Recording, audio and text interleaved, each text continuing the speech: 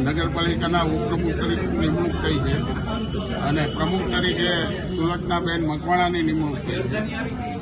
આજે હું આ ભારતીય જનતા પાર્ટીએ અમારી ઉપર વિશ્વાસ મૂક્યો છે એ પ્રદેશ મોવડી પ્રદેશ પ્રમુખ જગદીશભાઈ પંચાલ, માન્ય મનસુખભાઈ માંડવિયા સાહેબ, માન્ય મહેન્દ્રસિંહ સરવૈયા સાહેબ, માન્ય ભીખાભાઈ બારૈયા ધારાસભ્યશ્રી અને અમારા ભાવનગર જિલ્લાના પ્રમુખ દિગ્વિજયસિંહ ગોહિલનો હું સંપૂર્ણપણે આભાર માનું છું.